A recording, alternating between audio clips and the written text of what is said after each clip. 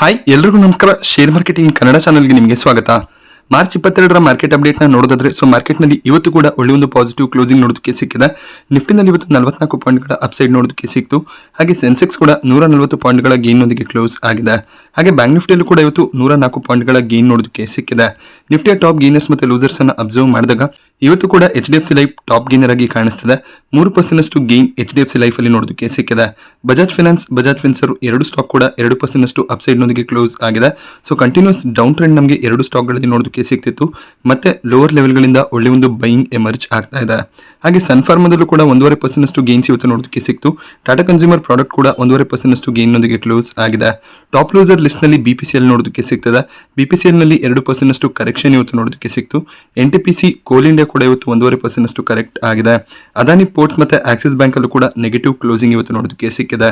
Sector wise ನಾವು observe ಮಾಡಿದಾಗ ಹೆಚ್ಚಿನ ಒಂದು ಕರೆಕ್ಷನ್ ಇವತ್ತು ನಿಫ್ಟಿ ಮೀಡಿಯಾ ಇಂಡೆಕ್ಸ್ ಅಲ್ಲಿ ನೋಡೋದಕ್ಕೆ ಸಿಕ್ತು. 0.3% ಡೌನ್ ಸೈಡ್ ನೊಂದಿಗೆ ನಿಫ್ಟಿ ಮೀಡಿಯಾ ಇಂಡೆಕ್ಸ್ ಕ್ಲೋಸ್ ಆಗಿದೆ. ಸೊ ಟಾಪ್ ಗೇನಿಂಗ್ ಸೆಕ್ಟರ್ ಇವತ್ತು ನಮಗೆ ನಿಫ್ಟಿ ಫಾರ್ಮಾ ಇಂಡೆಕ್ಸ್ ನೋಡೋದಕ್ಕೆ ಸಿಗ್ತಾ ಇದೆ. ಇವತ್ತಿನ FII DII ಆಕ್ಟಿವಿಟಿಯನ್ನು ಅಬ್ಸರ್ವ್ ಮಾಡಿದಾಗ FIIs ಕಡೆಯಿಂದ 61 ಕೋಟಿ ಅಮೌಂಟ್ ನ ಬೈಯಿಂಗ್ ನೋಡೋದಕ್ಕೆ ಸಿಗ್ತದೆ.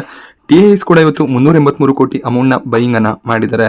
ಹಾಗೆ ಗೌರ್ಮೆಂಟ್ HAL ಅಲ್ಲಿ 3.5% ಸ್ಟೇಕ್ ಅನ್ನ ಸೆಲ್ ಮಾಡಬೇಕು ಅಂತ ಇದ್ದಾರೆ. ಫ್ಲೋರ್ ಪ್ರೈಸ್ 2450ಕ್ಕೆ ಈ ಒಂದು ಸೆಲ್ಲಿಂಗ್ ಬರುವಂತ ಚಾನ್ಸಸ್ ಇದೆ.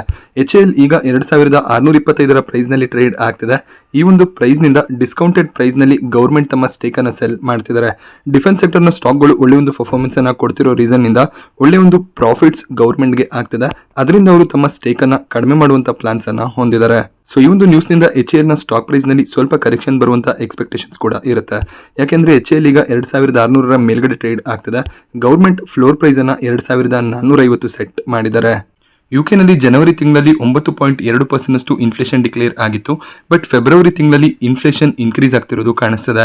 10.4% ನ ಇನ್ಫ್ಲೇಷನ್ UK ನಲ್ಲಿ ಡಿಕ್ಲೇರ್ ಆಗಿದೆ. ಸೊ UKಯ central bank of England continuous ಆಗಿ ಇಂಟ್ರೆಸ್ಟ್ ರೇಟ್ ಅನ್ನು ಹೈಕ್ ಮಾಡ್ತಿದ್ರು ಕೂಡ ಇನ್ಫ್ಲೇಷನ್ ಸಡನ್ ಆಗಿ ಇನ್ಕ್ರೀಸ್ ಆಗ್ತಿರೋದು ಕಾಣಿಸ್ತದೆ. ಸೊ UK ಇನ್ಫ್ಲೇಷನ್ ಅನ್ನ 2%ಗೆ ಇಳಿಸಬೇಕು ಅಂತ ಟಾರ್ಗೆಟ್ಸ್ ಗಳನ್ನ ಇಟ್ಕೊಂಡಿದ್ದಾರೆ. ಬಟ್ ಇನ್ಫ್ಲೇಷನ್ ಕಂಟಿನ್ಯೂಸ್ ಆಗಿ ಇನ್ಕ್ರೀಸ್ ಆಗ್ತಿರೋದು ಕಾಣಿಸ್ತದೆ. ಇನ್ಫ್ಲೇಷನ್ ಇದೇ ರೀತಿಯಲ್ಲಿ ಇನ್ಕ್ರೀಸ್ ಆಗ್ತಾ ಹೋದ್ರೆ ರಿಸೆಷನ್ ಬರುವಂತ ಚಾನ್ಸಸ್ ಕೂಡ ಇರುತ್ತೆ. ಹಾಗೆ ಇವತ್ತು ಫೆಡ್ ನ ಮೀಟಿಂಗ್ ಕೂಡ ಇದೆ. Fed 25 basis point interest rate ಅನ್ನ ಹೈಕ್ ಮಾಡುವಂತ ಚಾನ್ಸಸ್ ಇದೆ. ಸೊ ಇದು ಎಕ್ಸ್ಪರ್ಟ್ ಗಳ ವ್ಯೂ ಆಗಿರುತ್ತೆ. 25 ಬೇಸಿಸ್ ಪಾಯಿಂಟ್ ಗೂ ಹೆಚ್ಚಿನ ಒಂದು ಇಂಟ್ರೆಸ್ಟ್ ರೇಟ್ ಹೈಕ್ ಆದ್ರೆ ಮತ್ತೆ US ಮಾರ್ಕೆಟ್ಸ್ ನಲ್ಲಿ ಕರೆಕ್ಷನ್ ಬರುವಂತ ಚಾನ್ಸಸ್ ಇರುತ್ತೆ. ಅದರ ಒಂದು ಎಫೆಕ್ಟ್ ಗ್ಲೋಬಲ್ ಮಾರ್ಕೆಟ್ಸ್ ನಲ್ಲೂ ಕೂಡ ನೋಡೋದಕ್ಕೆ ಸಿಗಬಹುದು. ಸೊ ಆಗ ಇಂಡಿಯನ್ ಮಾರ್ಕೆಟ್ಸ್ ನಲ್ಲೂ ಕೂಡ ಸ್ವಲ್ಪ ವೀಕ್ನೆಸ್ ನ ಎಕ್ಸ್ಪೆಕ್ಟೇಷನ್ಸ್ ಇರುತ್ತೆ. ಫೆಡ್ ನ ಸ್ಟೇಟ್ಮೆಂಟ್ ಯಾವ ರೀತಿಯಲ್ಲಿ ಇರುತ್ತೆ ಅದು ತುಂಬಾನೇ ಇಂಪಾರ್ಟೆಂಟ್ ಆಗುತ್ತೆ. ಫೆಡ್ ಇನ್ಫ್ಲೇಷನ್ ಅನ್ನ ಕಂಟ್ರೋಲ್ ಮಾಡೋದಕ್ಕೆ ಯಾವೆಲ್ಲ ಮೆಜರ್ಸ್ ಗಳನ್ನ ತಗೋತಿದ್ದಾರೆ, ಹಾಗೆ US ನ ಬ್ಯಾಂಕ್ ಕ್ರೈಸಿಸ್ ನ ಬಗ್ಗೆ ಫೆಡ್ ಯಾವ ಒಂದು ಸ್ಟೇಟ್ಮೆಂಟ್ ಅನ್ನ ಕೊಡ್ತಾರೆ ಅದು ಕೂಡ ಇಂಪಾರ್ಟೆಂಟ್ ಆಗುತ್ತೆ. ಲೈಫ್ ಇನ್ಶೂರೆನ್ಸ್ ಸ್ಟಾಕ್ಗಳು ಒಳ್ಳೆ ಒಂದು ಪರ್ಫಾರ್ಮೆನ್ಸ್ ಅನ್ನ ಕಳೆದ 2 ದಿನಗಳಿಂದ ಕೊಡ್ತಿದೆ. ಅದಕ್ಕೆ ಒಂದು ರೀಸನ್ CLSCR ರೇಟಿಂಗ್ ಕೂಡ ಆಗಿರುತ್ತೆ. ಬಜೆಟ್ ನಲ್ಲಿ ಒಳ್ಳೆ ಒಂದು ಅಲೋಕೇಶನ್ಸ್ ಇನ್ಶೂರೆನ್ಸ್ ಸೆಕ್ಟರ್ಸ್ಗೆ ಬರುತ್ತೆ ಅನ್ನುವಂಥ ಒಂದು ಎಕ್ಸ್ಪೆಕ್ಟೇಷನ್ ಇತ್ತು. ಬಟ್ ಬಜೆಟ್ ನಲ್ಲಿ ಅಷ್ಟೊಳ್ಳೆ ಅಲೋಕೇಶನ್ಸ್ ಬರದೇ ಇರೋ ರೀಸನ್ ನಿಂದ ಇನ್ಶೂರೆನ್ಸ್ ಸ್ಟಾಕ್ಗಳಲ್ಲಿ ತುಂಬಾನೇ ಕರೆಕ್ಷನ್ ಕೂಡ ನೋಡೋದಕ್ಕೆ ಸಿಕ್ಕಿತ್ತು. ಬಟ್ ಈಗ CLSA ಇನ್ಶೂರೆನ್ಸ್ ಸ್ಟಾಕ್ಗಳ ರೇಟಿಂಗ್ ಅನ್ನು ಅಪ್ಗ್ರೇಡ್ ಮಾಡಿದ್ದಾರೆ. ಇನ್ಶೂರೆನ್ಸ್ ಸ್ಟಾಕ್ಗಳು FY24, FY25 ಅಂದ್ರೆ ಫೈನಾನ್ಷಿಯಲ್ ಇಯರ್ 2024-25ರಲ್ಲಿ ಒಳ್ಳೆ ಒಂದು ಪರ್ಫಾರ್ಮೆನ್ಸ್ ಕೊಡುವಂತ ಚಾನ್ಸಸ್ ಇದೆ ಅಂತ CLSA ತಮ್ಮ ಒಂದು ವ್ಯೂ ಅನ್ನ ಪ್ರೆಡಿಕ್ಟ್ ಮಾಡಿದ್ದಾರೆ. CLSA HDFC life, Max financial services ಮತ್ತೆ SBI ಲೈಫ್ ನ ರೇಟಿಂಗ್ ಅನ್ನ ಅಪ್ಗ್ರೇಡ್ ಮಾಡಿದ್ದಾರೆ. ಸೊ ರೀಸೆಂಟ್ ಆಗಿ ಬಜೆಟ್ ನಲ್ಲಿ ಯಾರೆಲ್ಲ 5 ಲಕ್ಷಕ್ಕೂ ಹೆಚ್ಚಿನ ಪ್ರೀಮಿಯಮ್ಸ್ ಅನ್ನ ಪೇ ಮಾಡ್ತಾರೆ ಅವ್ರಿಗೆ ಯಾವುದೇ ರೀತಿಯ ಟ್ಯಾಕ್ಸ್ ಎಕ್ಸೆಂಪ್ಷನ್ ಇರೋದಿಲ್ಲ ಅಂತ ನಿರ್ಮಲಾ ಸೀತಾರಾಮನ್ ಅವರು ಅನೌನ್ಸ್ ಮಾಡಿದ್ರು. ಸೊ ನಾವೇನು ಇನ್ಶೂರೆನ್ಸ್ ಪ್ರೀಮಿಯಂ ಗಳನ್ನ ಕಟ್ತೀವಿ ಅದಕ್ಕೆ 80D ಸೆಕ್ಷನ್ ನ ಅಂಡರ್ ಅಲ್ಲಿ ನಮಗೆ ಎಕ್ಸೆಂಪ್ಷನ್ ಸಿಗುತ್ತೆ. ಬಟ್ ಯಾರೆಲ್ಲ 5 ಲಕ್ಷಕ್ಕೂ ಹೆಚ್ಚಿನ ಪ್ರೀಮಿಯಮ್ಸ್ ಅನ್ನ ಕಟ್ತಾರೆ ಅವ್ರಿಗೆ ಯಾವುದೇ ರೀತಿಯ ಒಂದು ಎಕ್ಸೆಂಪ್ಷನ್ಸ್ ಸಿಗೋದಿಲ್ಲ. CLSA ರೇಟಿಂಗ್ ಅಪ್ಗ್ರೇಡ್ ನ ನಂತರ SBI ಲೈಫ್ ಇನ್ಶೂರೆನ್ಸ್ 1% ಗೂ ಹೆಚ್ಚಿನ ಅಪ್ಸೈಡ್ ನೊಂದಿಗೆ ಇವತ್ತು ಕ್ಲೋಸ್ ಆಗಿದೆ. HDFC ಲೈಫ್ ನಲ್ಲೂ ಕೂಡ 3% ಗೇನ್ಸ್ ಇವತ್ತು ನೋಡೋದಕ್ಕೆ ಸಿಕ್ತು. ಇಮಾಮಿ ಸ್ಟಾಕ್ ನಲ್ಲಿ ಇವತ್ತು ಒಳ್ಳೆ ಒಂದು ಪಾಸಿಟಿವ್ ಟ್ರೆಂಡ್ ನೋಡೋದಕ್ಕೆ ಸಿಕ್ಕಿದೆ. ಬೋರ್ಡ್ ಬೈಬ್ಯಾಕ್ ನ ಅನೌನ್ಸ್ಮೆಂಟ್ ನ ಬಗ್ಗೆ ಯೋಚನೆ ಮಾಡ್ತಾ ಇದ್ದಾರೆ. ಮಾರ್ಚ್ 24ಕ್ಕೆ ಇವರ ಬೋರ್ಡ್ ಮೀಟಿಂಗ್ ಇರುತ್ತೆ. ಆ ಒಂದು ಬೋರ್ಡ್ ಮೀಟಿಂಗ್ ನಲ್ಲಿ ಯಾವ ಒಂದು ವೇ ನಲ್ಲಿ ಇವರು ಬೈಬ್ಯಾಕ್ ಅನ್ನ ಅನೌನ್ಸ್ ಮಾಡ್ತಾರೆ ಅದನ್ನ ನಾವು ಅಬ್ಸರ್ವ್ ಮಾಡಬಹುದಾಗುತ್ತೆ. ಸೊ ಟೆಂಡರ್ ರೂಟ್ ನಲ್ಲಿ ಬೈಬ್ಯಾಕ್ ಅನ್ನ ಅನೌನ್ಸ್ ಮಾಡಿದ್ರೆ ಸ್ಟಾಕ್ ಇನ್ನಷ್ಟು ಗೇನ್ ಆಗುವಂತ ಚಾನ್ಸಸ್ ಇರುತ್ತೆ. ಅಕಸ್ಮಾತ್ ಓಪನ್ ಮಾರ್ಕೆಟ್ ರೂಟ್ ನಲ್ಲಿ ಬೈಬ್ಯಾಕ್ ಅನ್ನ ಅನೌನ್ಸ್ ಮಾಡಿದ್ರೆ ಅಷ್ಟಾಗಿ ಪಾಸಿಟಿವ್ ಟ್ರೆಂಡ್ ನ ಎಕ್ಸ್ಪೆಕ್ಟೇಷನ್ಸ್ ಇರೋದಿಲ್ಲ. ಇವತ್ತು 6% ಗೂ ಹೆಚ್ಚಿನ ಗೇನ್ಸ್ ನಮಗೆ ಇಮಾಮಿ ಸ್ಟಾಕ್ ಅಲ್ಲಿ ನೋಡೋದಕ್ಕೆ ಸಿಕ್ಕಿದೆ. ಸೊ ಬೈಬ್ಯಾಕ್ ನಮಗೆ ಟೆಂಡರ್ ರೂಟ್ ನಲ್ಲಿ ಬಂದ್ರೆ ಹಾಗೆ ಪ್ರೈಸ್ ಏನಾದ್ರೂ 500 ರೂಪಾಯಿ ಅರೌಂಡ್ ಅಲ್ಲಿ ಇದ್ರೆ ಖಂಡಿತವಾಗ್ಲೂ ಇನ್ನಷ್ಟು ಪಾಸಿಟಿವ್ ಟ್ರೆಂಡ್ ಅನ್ನ ಎಕ್ಸ್ಪೆಕ್ಟ್ ಮಾಡಬಹುದಾಗುತ್ತೆ. ಏಂಜಲ್ ಒನ್ ಕೂಡ 4ನೇ ಇಂಟ್ರಿಮ್ ಡಿವಿಡೆಂಡ್ ಅನ್ನು ಡಿಕ್ಲೇರ್ ಮಾಡಿದ್ದಾರೆ. ಪ್ರತಿಯೊಂದು ಕ್ವಾರ್ಟರ್ ನಲ್ಲೂ ಕೂಡ ಏಂಜಲ್ ಒನ್ ಒಳ್ಳೆ ಒಂದು ಡಿವಿಡೆಂಡ್ ಅನ್ನು ಡಿಕ್ಲೇರ್ ಮಾಡ್ತಿದ್ದಾರೆ. ಇವರ ಪ್ರಾಫಿಟ್ಸ್ ಕೂಡ ಸಾಕಷ್ಟು ಮಟ್ಟಿಗೆ ಇನ್ಕ್ರೀಸ್ ಆಗ್ತಿರೋದು ಕಾಣಿಸ್ತಿರೋದ್ರಿಂದ ಒಳ್ಳೆ ಒಂದು ಡಿವಿಡೆಂಡ್ ಡಿಕ್ಲೇರ್ ಆಗ್ತಾ ಇದೆ. ₹9.60 ಡಿವಿಡೆಂಡ್ ಅನ್ನು ಡಿಕ್ಲೇರ್ ಮಾಡಿದ್ದಾರೆ. ಹಾಗೆ ಈ ಒಂದು ಡಿವಿಡೆಂಡ್ಗೆ ರೆಕಾರ್ಡ್ ಡೇಟ್ ಮಾರ್ಚ್ 31 ಆಗಿರುತ್ತೆ.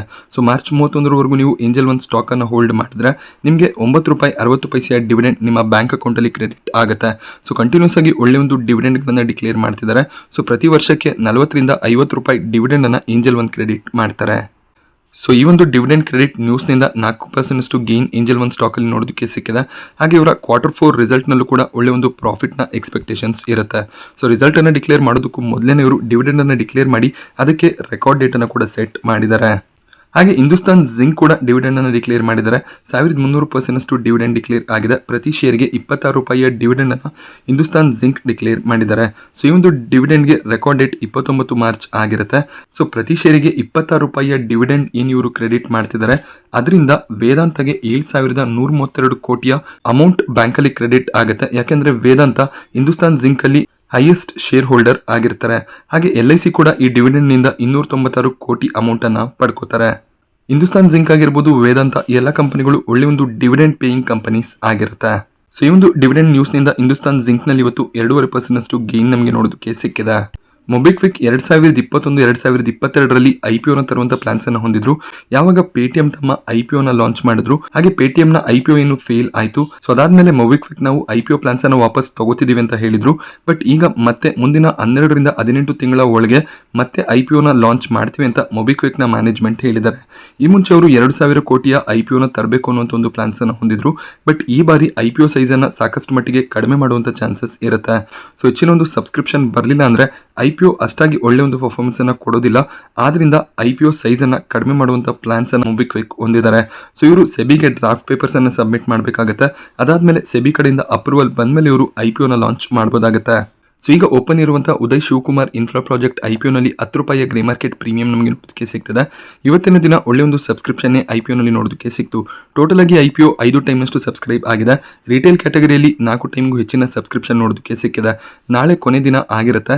ಸೊ ಮಾರ್ಚ್ 23ಕ್ಕೆ QIB ಮತ್ತು NIE ಕ್ಯಾಟಗರಿಯಲ್ಲಿ ಎಷ್ಟು ಬಿಡ್ಡಿಂಗ್ ಬರುತ್ತೆ ಅದರ ಬೇಸಿಸ್ ಮೇಲೆ ಗ್ರೇ ಮಾರ್ಕೆಟ್ ಪ್ರೀಮಿಯಂ ಡಿಸೈಡ್ ಆಗುವಂತ ಚಾನ್ಸಸ್ ಇದೆ. ಸೊ ರಿಟೇಲ್ ಕ್ಯಾಟಗರಿಯಲ್ಲಿ ಖಂಡಿತವಾಗ್ಲೂ 1 ಲಾಟ್ಗೆ ಅಪ್ಲಿಕೇಶನ್ ಅನ್ನು ಹಾಕಬಹುದಾಗುತ್ತೆ. IPO ಪ್ರೈಸ್ ₹33 ರಿಂದ ₹35 ಕಂಪನಿ ಸೆಟ್ ಮಾಡಿದ್ದಾರೆ. ಸೊ ₹10 ಪ್ರೀಮಿಯಂ ನೋಡೋದಕ್ಕೆ ಸಿಗ್ತಿರೋದ್ರಿಂದ ₹4,000 ವರೆಗೂ ಲಿಸ್ಟಿಂಗ್ ಗೇನ್ಸ್ ಅನ್ನ ಎಕ್ಸ್ಪೆಕ್ಟ್ ಮಾಡಬಹುದಾಗುತ್ತೆ. ಬಟ್ ಗ್ರೇ ಮಾರ್ಕೆಟ್ ಪ್ರೀಮಿಯಂ ನ ಬಗ್ಗೆ ಗ್ಯಾರಂಟಿ ಇರೋದಿಲ್ಲ. IPO ಲಿಸ್ಟ್ ಆಗೋದಕ್ಕೂ ಮುಂಚೆ ಪ್ರೀಮಿಯಂ ಏನಾದರೂ ಫಾಲ್ ಆದ್ರೆ ಲಿಸ್ಟಿಂಗ್ ಗೇನ್ಗಳು ಕೂಡ ಕಡಿಮೆ ಆಗುವಂತ ಚಾನ್ಸಸ್ ಇರುತ್ತೆ.